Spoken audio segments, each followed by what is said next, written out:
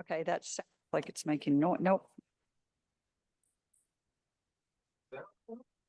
Testing just needs to be turned up, maybe. Oh, that's much better. No, I think it is. Can you guys hear? No, still can't hear. It's a little better. All right, on that, there we go. Now you're working it. By the way, we got a new sound system if you hadn't figured that out. So we're working through the elements of that. Nice job, Isaac. Thank you for covering. Welcome to Bloomington's Tuesday celebration of service. My name's Tracy Ivanovich, and I'm thrilled to serve as your president. Wow, it's really coming in now. You might want to back off just a bit. Thought for the day, as we are at that wondrous time of year when parking theoretically becomes a non-issue for us, I thought this would be appropriate for a thought. It is one thing to take a course, to complete one's work, to earn a diploma or a degree. It's another thing to become a student for the rest of your life. I am hopeful that everyone here is a student for the rest of life. And from a reflection standpoint, nobody signed up today, so I thought I would take the opportunity first to thank all of the past presidents for sharing their experiences and helping educate those of us who are new to the club on some of the accomplishments that have happened over the years. Secondly, I wanted to kind of take a note from Cindy's reflection last week about how it just takes little things that we do that make monumental impact. And I was thinking about my past 2.5 years. What, if I look at Rotary, what has been monumental? And the thing that came to mind is the impact we as a club have all had, although several more than others, on the Mohammadi family, and how we have really helped a family who did not speak any English from Afghanistan come here. They learned English, they moved into a new environment, they all got jobs, they have moved to another home, and now Amina and her fiance are married, and she's going to end up being a, what's the word, midwife, if you will. And so that, when you think about the impact on that, it was a lot of little things that we did as a club, but we actually changed transformed a family's life and their trajectory. And so I thought it was important, and kind of tied back to what Cindy had talked about last week with the little steps. So on that note, Andrea, if you would come up and introduce our guests.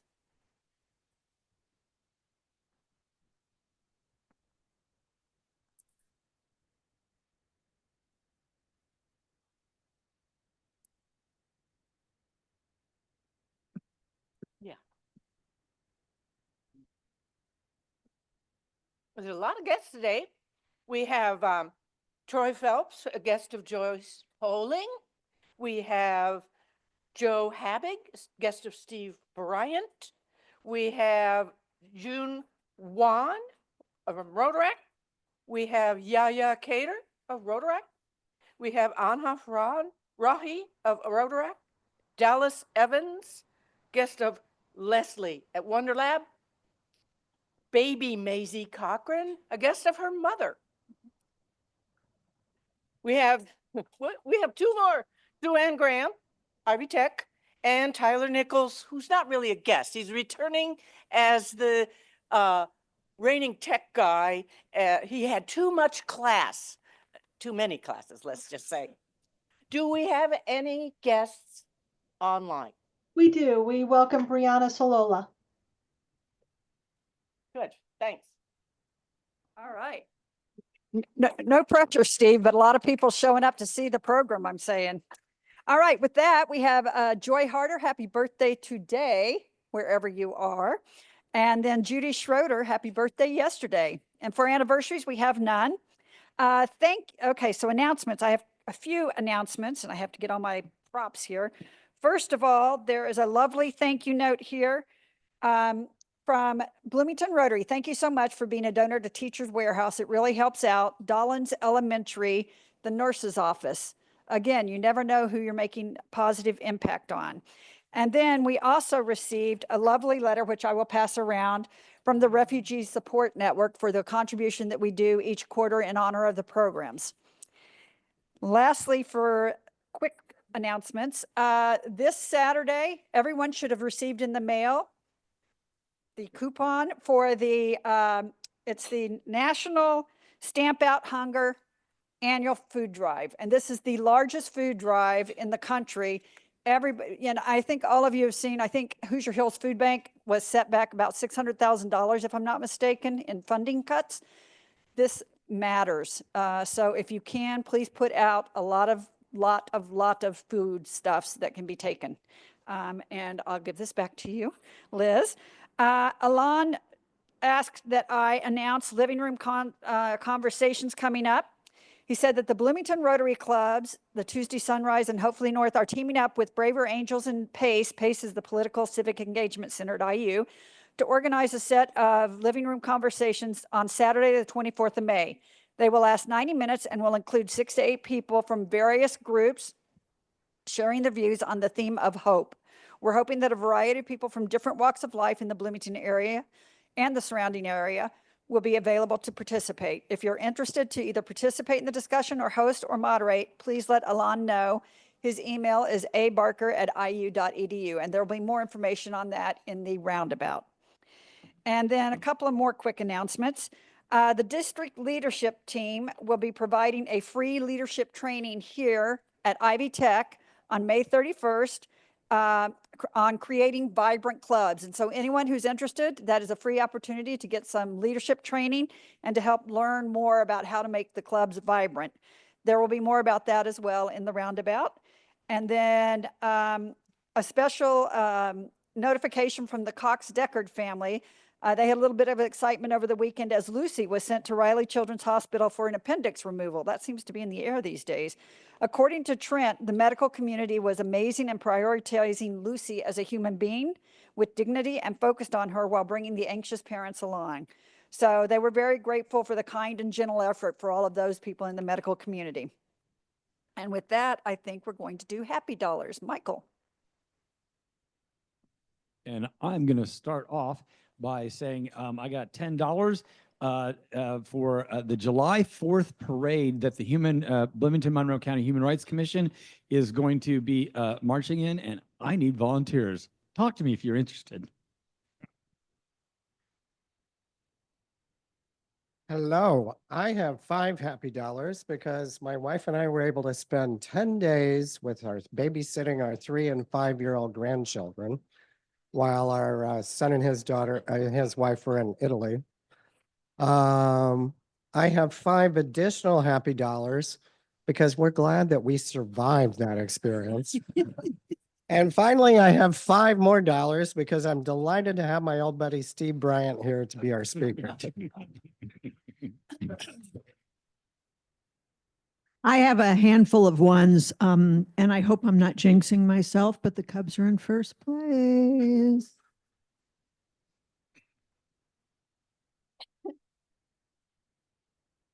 I have 5 happy dollars because at my age, I am really happy that I'm still able to sing with a really great ensemble, Voces Novae, this Sunday, 5 o'clock and 7 o'clock for free at the Unitarian Church. We're singing about time, fast and slow. And the Royals are in above 500.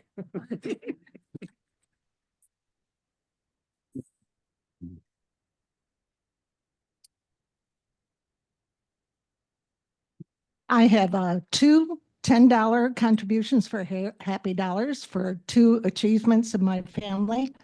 One, my daughter has completed all the licensing requirements to be a licensed architect, which is a real pain to do. And the other is that one of my grandsons has been admitted to the School for the Arts in Rochester, New York.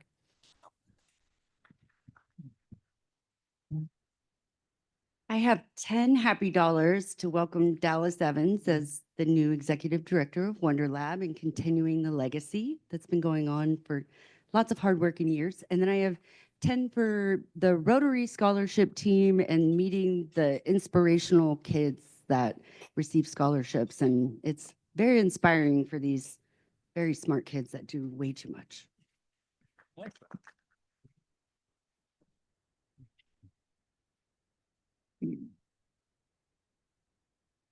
Here's a few happy dollars, $1 bills. I'm happy because my my son's coming here for the weekend because my wife's birthday and like the 1 year anniversary when she retired from a very, very hard job as a police dispatcher. So it's like having a new wife. She's happier. I'm not kidding. She actually wants to mow the lawn this weekend. Hallelujah. I just hope she doesn't kill the lawn more. And so it's like having a new wife. The good thing is she's home 24 hours a day. The bad thing is she's home 24 hours a day.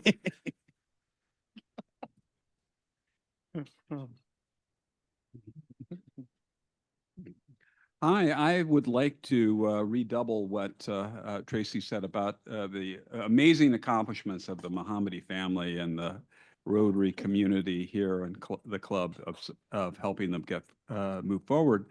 So I have $20 for that, but I also happy dollars for all the mothers on behalf of their Mother Day. Yay, Raj. Thank you, Raj. All right. Well, that's a beautiful way to end the happy dollars. And with that, Mr. Shea, if you'd like to come up and introduce our program today.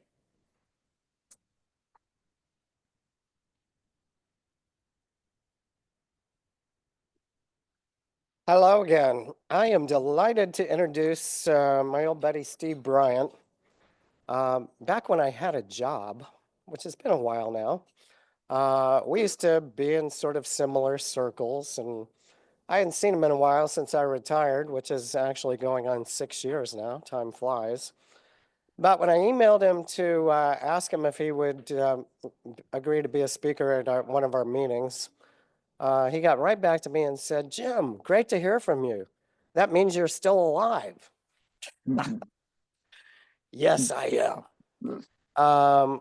So Steve Bryant, quite an interesting background. Has a bachelor's degree in political science from IU. When he got that, what else do you do with political science? He went to work for some politicians, Senator Lugar and Senator Coates. And I kind of smile back at a more genteel time in politics. He then became the VP of the Indiana Health Industry Forum. When he moved back to Bloomington, he became the founding director of the Bloomington Life Sciences Partnership. And that's kind of where our paths crossed. I was at IU doing a program called Managing in the Life Sciences Industry, and we were in a lot of meetings together. And I realized this guy gets people to do things, but in a fun way. And so that's a good leader. After that, I thought he made a good strategic move. He went to Bioconvergence, Alyssa Wright's company, as director of business development and marketing. I thought that was a good move for Alyssa and also a good move for Steve. He was there for, I think, 3 or 4 years. And all of this put him on a path that is really seems like he was destined to be. He was hired by John Weikart to be the executive director of the Gail and Bill Cook Center for Entrepreneurship at Ivy Tech. And he also added along the way, he's also the regional director for the South Central Small Business Development Center. Steve is definitely a great asset for Bloomington and our region, and let's give him a warm Rotary welcome.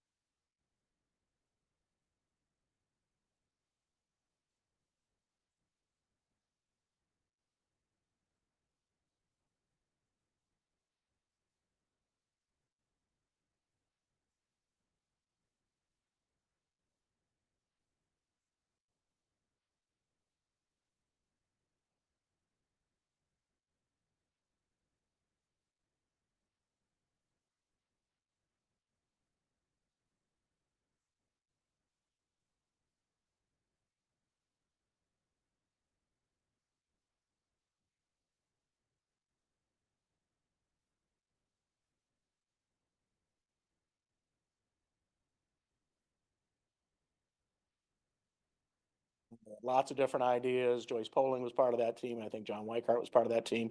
Z might have been part of that team, I believe. Bob Hamill and others. What they kind of came out with is, hey, Ivy Tech didn't have an entrepreneurial studies program. We had a business administration associate's degree, and we'd really like to create something that teaches you how to run a small business, because we have a lot of them in this town, and most of them can use, some help.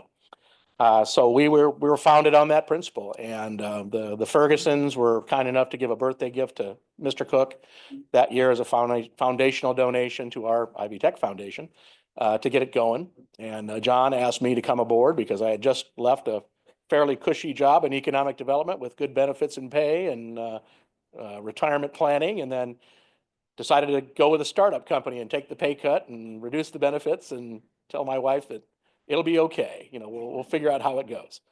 And I remember what John said. He goes, look, it's got the Cook name on it. It's going to be awesome. Don't mess it up. But I don't have time to do it. So I want you to bring what you've learned, in the startup world and working with small business owners to light, and create a program that not only helps students who want to study entrepreneurship and maybe start their venture along the way, but also help those that are already there. This is what Mr. and Mrs. Cook told us was, look, it's great if somebody wants to take a 16-week or 8-week class and get a certificate, but if they need help today, we need to help them today. What can you do to move them forward? Because time is money. And we really just aspired to that, kind of ready, fire, aim philosophy of the Cook family. That's just how we roll over at the Cook Center. So we created those initial courses for all of Ivy Tech. When you create courses at Ivy Tech, you create for the whole federation, mostly aligned with a business planning process. So it wouldn't be a surprise to most of you. This was 15 years ago now. Now it's kind of more rearranged into more, I'll call it an accelerated model with a lot more experiential learning built into it, but it's still a foundation with a whole lot of business professionals who come in and tell us how they've screwed it up along the way, so you don't do it too. And that's, in finance and in marketing and in dealing with, permitting and, things of that sort. So we try to give them the real world leadership that they need, and try to get them to just do it along the way. As part of our community outreach plan, that was a third stool, I think, to the stool, the third leg to the stool that John Weikart described. Not just the students who need help, the academic program, not just the people in the community, but what can you do to help the community itself with programming and things of that sort. So we've done everything from youth programming to just sitting in as speakers at different events, participating in Leadership Bloomington to impart why it's important to small business. So we've been part of that ecosystem for a long time.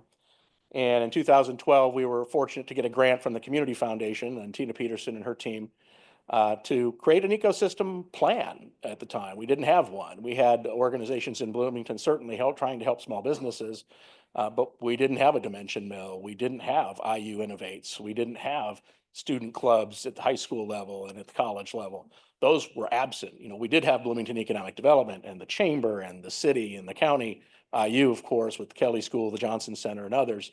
But we didn't have a lot of those other resources we have today. So we're really, really fortunate to have a community that values entrepreneurial ecosystem and invests in that kind of programming to help people move forward. There's a lot of communities around us that don't have any of that. And so we have a regional focus. We cover 9 counties in the Ivy Tech region and 10 in the South Central Small Business Development Center region. So we go all the way down past Jasper, if it gives you an idea of the catchment area that we serve. I mentioned the Dimension Mill. Well, we were part of the team that did the due diligence to go out and benchmark some other communities that had startup resource centers, and kind of came up with the idea that the Dimension Mill might be a good thing for us. We were really good at helping, your mom and pop Main Street kind of businesses, but when you came to us creating a software company that's going to need venture capital or angel investment, that really wasn't our expertise. So we needed a place where people could go and be recognized to manage all of that. And we've been really, pleased to see over 5 years what the Dimension Mill has become, through investments of the city, IU, the Cook organization, and many others, including Ivy Tech.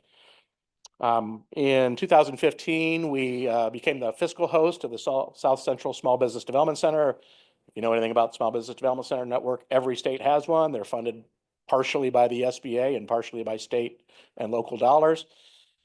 Most of my team receives those dollars from the SBA, the Indiana Economic Development Corporation, which is the fiscal host that then subcontracts with Ivy Tech to do the work that we do in the region, which is really, really important stuff. And this is a very conservative number. I was trying to get some kind of impact. How many people have we been working with and how much impact have we had? And we've had over 5,000 clients in our operation in the last 15 years. That's quite a few. And it's actually probably a lot more than that. You know, take into account, simple conversations we've had on the side with people and things of that sort. So let me get my slides going here a little bit further. Okay. Next slide. How's that? Okay, one more. We talk a little about some of our partnerships out there in the community. I mentioned, we do get funding from the city of Bloomington, from the Bloomington Urban Enterprise Association, Monroe County Government, and Indiana University to match our state and federal dollars. Those are all the strategic partners on the left side. And then on the right, I just highlighted a few of our other partners in the community because small businesses are helped and entrepreneurs are helped by all of these organizations in one way or another. Can't say enough about the mentorship from the Johnson Center for Entrepreneurship, Dr. K. He was the first person to call us and said, Steve, this is great. I can send my people over that want to have their business plans read that aren't IU students now. I got somewhere to send them every day. I see Sarah back there and baby Cochran. Good to see you. She's on the ground doing that every day. I'm sure even, are you on maternity leave officially? Yes. Well, she's probably still doing it. I know her well. Good to see you. But I had mentioned, MCCSC uses a program called Incubator EDU, which is a applied learning program for students to learn entrepreneurial ventures while in high school.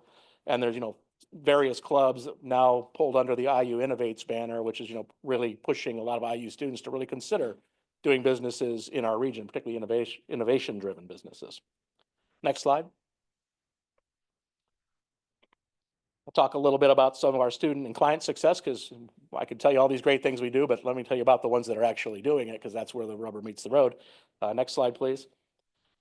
Amber Racoma has become our poster child for Ivy Tech's entrepreneurship program. Sue Ann Graham's here as our program chair. She works every day to make sure these students have a fighting chance at starting a side hustle or just making enough money to get through college or possibly making this into a commercial venture once they graduate. But Amber was passionate about food. She lost her mom just a few years ago, who was a great cook, and they were going to go into business together. Cancer is an awful thing, as we all know. But she channeled that into starting, her passion project, which is opening Mama Duke's Hawaiian Barbecue in really fall of 2022 as a part-time thing. It says full-time, but she was still being a student, being a mom. She's got a couple of kids, running this business out of her house in some ways, selling at farmers markets and wherever she could in pop-up shops and catering gigs. And now she's got a full-time gig at IU to supplement what she does. And she does this mostly on the weekends and during the summers. So that's the way it's kind of working for her. But her thing is, the spirit of Aloha is food. And that's how she takes care of people. If you meet her, she will hug you. That's just how she rolls as the flying Hawaiian here in town. She does work out of the One World Commissary. If you don't know, they have a wonderful kitchen share program that Jeff and Lenny Meese have invested in the community over years. It's not common to have a kitchen incubator in a lot of towns and they don't make money. So you have, One World Enterprises giving back to the community, and there's at least 40 different food businesses operating out of that facility as a commissary location. And as, just, hey, I just need 3 hours to put my Rasta Pops together or my energy bars, and I don't have space at home and the type of equipment necessary.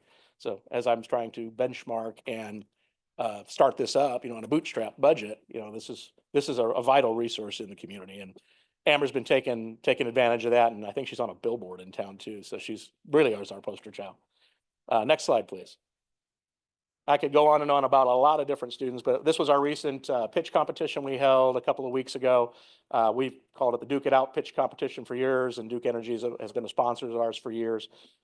These are some of our rock star judges, the Chancellor Coyne, Sue Ann, and some of our students who won some pitch prizes. So Lily Zirkelbach, she has I'll call it trash into fashion clothing reselling business that she started really out of her car, doing pop-up stuff.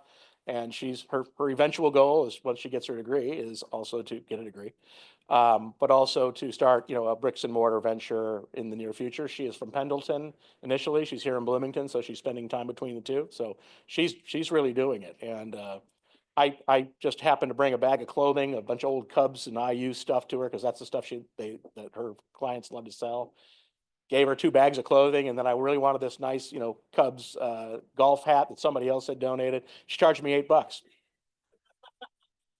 Said, well, I guess that's darn, we created a capitalist out there. And I said, that's okay. I will pay that $8 because you're worth it. Second, Simone Vidal Cabral, how do I pronounce that? Cabral Velazza. Sorry, thank you. She takes aluminum K-cups and recycles the aluminum part of it into decorative jewelry. And you could not tell they are K-cups by looking at them. They are phenomenal. She has taken this business and grown it markedly over the last year into 4 retail locations in town. She now has her online shop set up, and she is everywhere. And she's attending the farmers markets and things like that. If you see her, phenomenal. And she uses the coffee parts of the pods for other things too. So she's doing kind of that, sustainable, artsy, fun retail business. And if you see her, just buy some of her stuff because it's really, really cool. Every time I see her, it costs me $20, by the way. I'm not gonna get rich in this job because I pay too much for my students' stuff. And then Sadie, who's you ever heard of Hometown Scoops in Orleans? She started this business in high school, selling ice cream there, right off the square in Orleans. If you drive through town and look to the right, there's a little blue shack, and that's her little blue shack. Her and her dad started it, but she runs the operation, does the marketing. She has really, really grown with the program. She at one point was in the IU football stadium with the old contract with the food service company. I think that changed and she was pushed out the door. She's trying to get back in. So if you know anybody over there, let her know. Next step, please. To talk a little bit about some of the economic impact. And again, these are conservative figures. Next slide, please. We've probably dealt with over 2,000 startups really in 15 years between the Cook Center and the SBDC operation. And then, there's various definitions for what a startup means. There's people who've been in business 10 years and you would consider them at startup phase. There are people who have literally started last week or are doing things on a napkin. They still need help putting people into a process to help them understand how to get their business going. But we work with a lot of those, and that's a lot of impact in Bloomington and Monroe County and certainly the region. And then existing businesses. We don't just help startups, which most people think we do, but our clients are 18 months in, I've burned through all my cash, it didn't happen, what do I do now? Or, hey, I'm growing so fast, I'm thinking about building a building versus leasing, which I never thought I'd be here. Where do I even start to approach that? So that's a lot of our customer base and why we love what we do and why I've been there 15 years, because everybody who comes to see us is fairly happy to see us. They don't always like what I tell them or what my team tells them, because sometimes we have to hit them in the face with facts or talk them out of a really bad idea. They'll take them bankruptcy. But we try to make sure we give them the resources to make decisions as soon as possible, because that's what the Cook family told us to do 15 plus years ago. We've secured about $124 million in client investment. And this is, our clients investing in their businesses, getting business loans, grants, whatever it may be. And that is a huge figure. I mean, that's a lot of activity for our clients. And those are just the ones we've tracked. A lot of our clients, we don't have physically the time to check in with them every 2 or 3 months to find out, if they've done anything. So that's probably a very small number, but for the $6.5 million in external funding we brought in for our program from all those various sources, that's a pretty good ROI, in terms of ensuring our small business base in Bloomington is solid, which it is. I mentioned we have a lot of partnerships with IU Kelly. During the pandemic, we launched the IU Hope program, which was we were using students from the informatics school and the Kelly school, particularly the MSIS program, Smart Techie Kelly students, to help small businesses get online. For those Main Street businesses that did not have a very good website, if they had anything, they had a landing page. They had no way to take money through their website. They had no way to market on Shopify or some of these other portals. They had to figure out ways to quickly pivot to get customers to come in to stay afloat. Some made it, of course, and some didn't. You've all seen the impact of that. But man, these students did over 900 projects across the state, a lot of them in our community, and we've continued that project through a grant we got from Regional Opportunity Initiatives a year or so ago to do digital literacy training in the region, where we took 12 counties, ran around talking to individuals, small business owners about all the opportunities to train them on not just how to use a computer, but how to use AI. What does AI for small business mean? And that's changing hourly, as all of you are very much aware. So we've had a deep partnership with Kelly. We have sent faculty members, small businesses to work with on class projects for years. And they just can't get enough of that smart resource base that we have here in this community that we're blessed to have. We've even done some international outreach. We partnered with IU's Office of International Development a few years back to do some work on a USAID project in Ethiopia, training some of their universities there how to create business accelerators programs, and then training their faculty, and then ultimately training some of their students in a cohort, particularly with women and disabled Ethiopians. And it was a great project. It was happened during the pandemic. Unfortunately, we weren't able to go there physically the whole time, but we did something very interesting to impact people across the world. Unfortunately, as you know, USAID is on its pause, I will call it. So we probably won't be doing those anytime soon. But we've also done some work in Croatia and in Japan in the past. So we've been asked to impart what we know worldwide. Next slide, please. Now I'll get to the fun stuff. How much time I got left? 8 minutes. Perfect. Okay. Small business trends and challenges. Okay. Next slide, please. So I was just trying to think through what are some of the things that I think about each day in terms of, I did not chat GPT this, or go Google this. This was just stuff from off the top of the head. And then I asked some of my colleagues, of course. But AI adoption is one of those things that's a real opportunity for businesses. We don't know what that means yet, because a lot of AI are tools that you could use for different types of business efficiencies within your organizations. And those are still to tease out, and those tools are going to change markedly within the weeks that we're just sitting here talking about. Some of the stuff we used to use 6 months ago are not really being used anymore. There's other platforms. E-commerce continues to be the trend, particularly for our retail businesses. If you're not online, you're not really thriving. You need to beef that up. That's something that we have a marketing person, e-commerce expert on our team, Mandy Miskowitz, and she's phenomenal. We only get her part-time. I wish we got her full-time. But she really sits down with people and understands, hey, what's your web presence? What social platforms are? What's the platforms that are important for your business to be able to sell to your customers? And then how do you optimize that? How do you get more analytics on it that are positive? How do you get more looks? How do you get more conversions into transactions? And most people don't really know how to do that, particularly your Main Street businesses. So it's a real important thing to have. This is just an extension of what happened during the pandemic, and it's continued. Innovation, always should be innovating as an organization. AI is going to be a big part of that going forward once we all figure out what that means and how we integrate that into our businesses. But innovation-driven businesses are what most communities are looking at now. So having organizations like the Mill, IU Innovates, and others there to support them is really, really important. Not a surprise, workforce is probably the same for any business.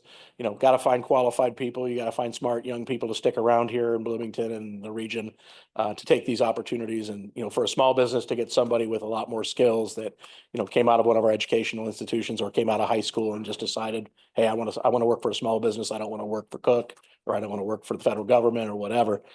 We really want them to have those opportunities and see that pathway. And then a lot of side hustles. This has really been the thing for us over the last couple of years. I would call most of our students, and would probably agree, are pretty good side hustles. Probably not going to pay the bills full time, long term, but at least they're doing something that they love to do. It makes them a few bucks in their pocket to be able to survive and get on with that path in life that we try to provide at Ivy Tech. Challenges. How about uncertainty? How's that sound? Yeah, who knows what's going to happen in the next 20 minutes? Watch your news feeds on your phones and your computers, but it's just hard to make decisions right now for most businesses. I see Charlotte here and her alma mater, Goods for Cooks. I ran into one of their founders at an event at Ivy Tech a few weeks ago, and she said, "Not a surprise. Everything I have here is imported. I have no idea what I've just ordered, what it's going to show up when I have to actually pay for it later in the year for the holidays. It's like paying market rate for a lobster. It's just everything's going to be market rate right now. And that's just difficult for a business to budget for. It's difficult to understand where the supply chain is going to be. If you've been watching, a lot less activity at the ports on the West Coast and probably the East Coast too, which that's going to reverberate for a while. So we're just going to have to grin and bear it and try to make the best. Tariffs, not much more to say other than to tack that on to, I don't know what it's going to cost me and I don't know how long it's going to delay things. This is just the way of the world. If you're pulling goods into the country and that's your number one source of supply, you're going to really struggle here over the next year, but keep trying. The U.S. is still pushing export activities. There are some grant programs through the state of Indiana, the InStep, the state trade export program used to be trade shows, but so they still have $15,000 grants for small businesses or businesses in general. And we've had several clients take advantage of those. So if your customers are still overseas and you still want to sell to them, there's still some resources out there for you.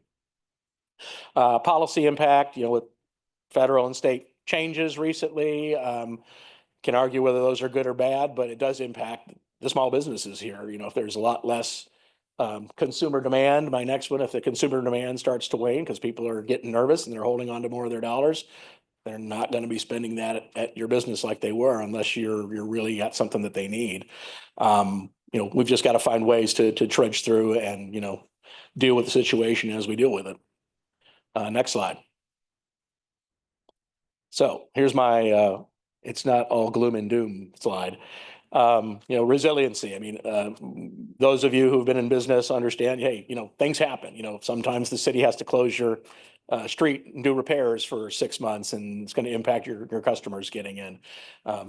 Water mains break, floods, tornadoes, other things that, acts of God that happen, and you just got to deal with and understand, hey, this is okay.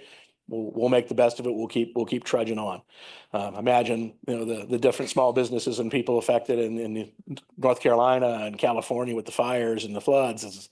They've lost everything, even their business. How are they even start to approach to rebuild that? And, we've got some of those issues with floods and tornadoes, but maybe not as broadly affected as some of those communities that have to completely rebuild. But focus on what you do best. Again, hey, I'm the best garage door repair guy in the area. We have a student that left another garage door company because they had a change of ownership, started his own thing, and he's made more money in 4 months than he made all of last year very quickly because people need their garage doors fixed. I do know this because my wife closed the garage door on me when I was backing out about a month and a half ago and knocked it off track, and I didn't know how to get that back on there. So she said she won't do that to me again. I think she might have done it on purpose because of my mouth, but whatever, we'll see. But he was there the next morning, charged me $180. I said I would have paid $300, just giving you some feedback, but hey, whatever. But again, don't try to be the cheapest guy. Be the best. Focus on your customer service. Your responsive time.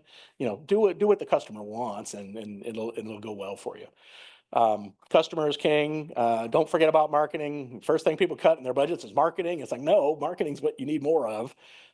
Make sure you budget for it. We're amazed by how many of our startups that we work with don't put anything in for marketing. It's like, well, how are you going to get the word out? Oh, I'm just going to put it on Facebook. Like, not enough. That's in this day and age, and particularly now, you need to be looking at all those different weapons in your arsenal for your marketing budgets. Operational excellence. You should always be striving to be better in everything you do. Your financial operations, your standard operating procedures, your human resource structure. You should always be looking for more operational excellence, and that's going to be really important for a lot of businesses going forward. And then you guys know, community support remains. We're Bloomington. We're still going to rally around their small businesses here. That's what we do. We're here to support you. Yes, I'm going to buy some things on Amazon, but I'm going to try to buy something at Goods for Cooks or Relish or, Alley Bar, Upstairs Pub. Go support your local restaurants and bars and things of that sort. And I get paid by Alley Bar because I spend a lot of money there. But again, not just at the holidays for Small Business Saturday, should we be saying support small businesses? And I think you all know that. And that's, again, that's why we're all here. Next slide. I like this one, and I'm not sure if you can see it, but it's a cool slide that one of my colleagues sent me. It said, for every $100 spent in a community, a locally owned business recirculates 53 of that in the community. And a national chain recirculates $13 into that community. It goes somewhere else first. So, think about that as your last waning tidbit from me before I take Q&A of, why we invest in small businesses in our town. And we probably do it as well as anybody else in Indiana in a lot of ways. So thank you. That was my wonderful thoughts.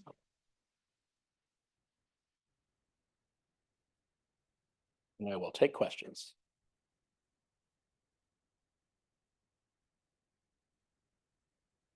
Thank you. That was so interesting. I'm wondering what some of your favorite marketing streams are. Ooh, good question. You know, for a lot of businesses, like Shopify is a big, really popular platform that most people don't know as much about when they're getting started. You know, we had a small, we'll call a small retail business, how to start a retail business conference at Ivy Tech a few weeks ago. It was mostly for students, but we opened it up to the community. We had about a dozen people outside of our students show up. And most of them were aware it was a thing, but they didn't know what it is. And they certainly don't know how to get on the platform and how to use it effectively. To me, that's really, really important. You know, social's usually a pretty cheap and easy resource to do. A lot of our restaurants in town, I don't see them on anything except having a Google profile and a Facebook page to get information on when they're doing specials or when they're open and those kinds of things. You know, you can't get away, you know, from those. And, you know, word of mouth has always been important to me, particularly for your service businesses in this town. I mean, how many of you have been looking for a handyman for something or a plumber? And, you know, sometimes it's hard to get a call back. A tree service, you know, I've had that happen several times where you just never heard from any of them. And, you know, how do you find them? So, you know, using that referral network for our students and our small businesses is really, really important. Hopefully that answered the question. Okay. Steve, do you find that affinity programs work? They can. Yeah, absolutely. You know, business purchasing, you know, could be one opportunity for a lot of businesses, like a co-op or something, if that's kind of what you're talking about. That those can be really, you know, purchasing purchasing pools could be a really, really important thing for a lot of businesses in the community. Yeah. Do we have any questions online? Not at this I time. saw Bill Perkins on there earlier. You mentioned Shopify and online. That's mainly for retail, isn't that? Yes. Well, how about for industry? Do they still do the trade shows or trade journals and things like that? Yeah, I don't think those traditional ones ever go away. You should be part of your industry associations to network, to show off what you have. And again, I mentioned that state trade export program. That's when we're for trade shows, and those can be domestic. They don't have to be overseas. They could be, hey, this is a trade show that's bringing in international clientele to learn about, you know, confection or, you know, auto parts, metal parts, whatever that may be. I would say most of our manufacturing clients, you know, they know who their target customers are, and they still put ads in trade journals and the newsletters and that kind of stuff. So those traditional marketing things through your trade associations, groups like that are still really valid. What about catalogs? Are they kind of gone by the wayside, or people still use catalogs? Or online and catalog, or mainly online? Or? Yeah, I would say most of them that I see these days are online. Would you guys agree? I mean, you guys see the same thing. You know, very rarely do I see a hard copy online unless my customer says I'm old school and really wants it, you know, from somebody. But we bought some business cards and name tags from Office Easel recently, and they brought a couple of, you know, catalogs over. I was like, oh, hard copy. I had something to thumb through now. So yeah, I mean, they can still be effective. I guess it kind of depends on your industry and your partners and what they're used to. Senator Todd Young was here a couple of weeks ago. I didn't hear him speak, but he indicated that 90% of Hoosiers go along with his support of the president, and we're kind of the oddballs. What do you think about that? Are we that oddballish, or are there people who are thinking the way we do here? Well, I think keeping Bloomington weird is what is our motto, right? You know, so yes, we definitely are oddballs, and there's some odd fellows in this community, but you know, we're not afraid to say what we think and, you know, what we know is right. I mean, for small businesses, yes, these things are impacting them, and we don't like all of those changes, but we've still got to deal with them, and we're not afraid to tell them, hey, this is not what we like and not what's right. That's our rights, you know. You know, we try to keep it positive, and, you know, coming out of the political world, you know, back then it wasn't as many elbows being thrown at you being an elected official. You could at least go to a meeting and be civil, and people can still disagree. But, you know, now it's kind of hard to say, you know, for a lot of them to say anything at those kinds of, you know, forums. But, you know, for us, I mean, it's just, hey, if he called me up right now, and I have his cell phone number in my phone, I'm not sure if it's still the same one, but if he asked me, you know, what's going on in the small business, I'd tell him the exact same stuff I just heard and say, well, this is the policies that you either voted for or against, and here's the impact. You know, we're going to have to deal with it. Can you talk about, for the small businesses that you work with, how they obtain financing and how that has changed from when you started the program? Yeah. Most of our clientele are in your more traditional financing areas, owner's investment, you're putting your own money in, you're cash flowing it as best you can, or you're going for simple loans or lines of credit. Most people don't realize you could use equity in your home to finance your business. These aren't new tools, but they're not ones people have used a lot, or know a lot about recently. I'm always amazed how many of our clients have gotten crowdfunding dollars from different people for different kinds of projects. I'm trying to think of the old one, the garden tower. If you've seen the garden towers at the farmers markets and things, they did a $750,000 Kickstarter campaign. And what people wanted, they basically pre-sold the product before it was completed.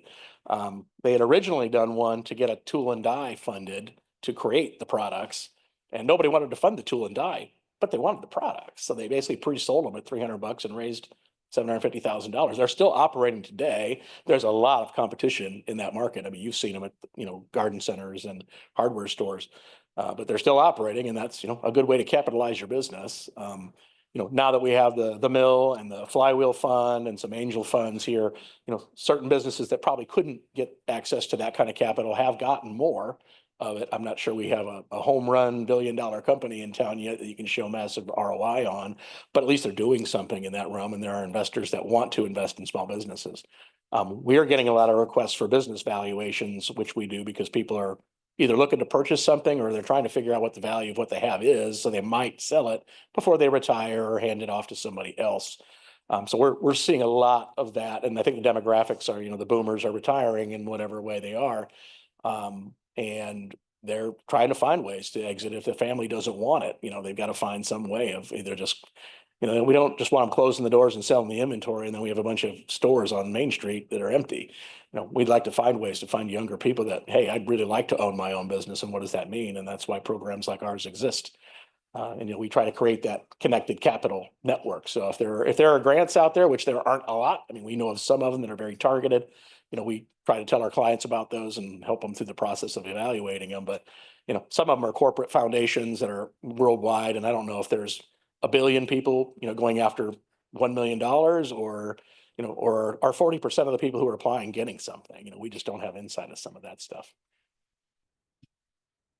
So I wondered how many staff you have that help you with this big adventure. Oh, good question. That's an easy one. I think I have 8, and some are full-time, some are part-time, some are on the Ivy Tech Cook Center side, some of them are on the Small Business Development Center side. Whoever I can shove under the grant dollars that we get is kind of how we roll. And that's worked pretty well for us over the years. But, the way that we have kind of structured our office, some of you might remember Terry Brown was our longtime full-time business advisor. I think it was just her for so many years, and Terry was an army of one. She had to know everything about finance and marketing and business plans, and how to hand off to attorneys and insurance agents and CPAs. But when Terry retired in 2022, we kind of moved to more of a model of what are people coming in the office for? One, they're just coming in for basics on how to start a business. So we have a staffer who does nothing but help people file their LLC, get their federal tax ID number, get a bank account, all those basic startup transactional things. Troy, who's here at Troy Phelps, he's kind of our accounting, tax, core business plan kind of guy. We get lots of questions about how to structure for financing, and then maybe, hey, I may need to go for a loan. What do you know about this? Because we get questions all the time. Hey, I need an SBA loan. How do I contact the SBA? You don't. The SBA doesn't do direct lending. They back loans through credit unions and banks that lessen the risk for those with sketchier credit or a riskier venture, I'll call it. They do some for disaster assistance. We found that out en masse during the pandemic, but that's not their number one core. And then Mandy, I mentioned, she's our marketing expert.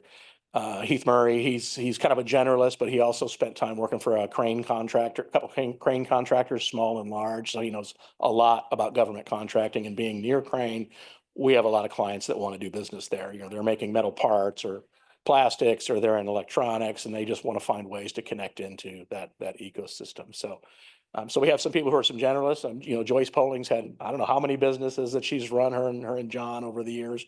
They just have a lot of experience working in business ventures and asking a lot of tough questions. So that's what people need. They don't know what to ask when they come in because they're often referred and said, you should talk to these guys. And we don't know what they do. I don't know why I'm here. I'm here because I want to start a business, and what can you do for me? So we kind of walk them through the process. I say 80% of what we talk about, everybody, is about the same stuff, and it kind of is, depending on the industry. But when you're learning, you're just trying to figure out how to plug everything into place and put it into that plan and move forward. And we don't want you to spend time putting a 40-page business plan together when you don't really need one for a very simple venture, a food truck or whatever. But a good executive summary and some financial projections will really get you going a long way. And that's what my bankers pay me to say.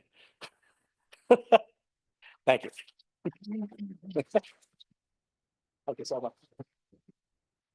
All right, so now we're all ready to go open our own small businesses. There you go. Maybe not. We'll wait and see what happens with everything. On that, Steve, thank you. A donation of $100 will be made to Bloomington Symphony for the quarter in honor of your program. And thank you, as always, to those who have helped us. Natalie Blaze as our executive assistant, our greeter, past President Schindel, introductions, Andrea Murray, Zoom host, Lori, great job online. Reporter, Bob Salzberg, and mic operator, Michael. And then Isaac for working through with the new audio. Thank you for going through and learning a new trade there. Our next meeting will be on the 13th here in the Frangipana room.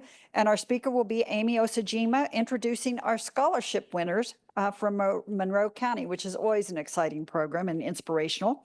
And with that, Isaac, if you put up the slide, and everyone who is able, please stand and we'll do the 4-way test.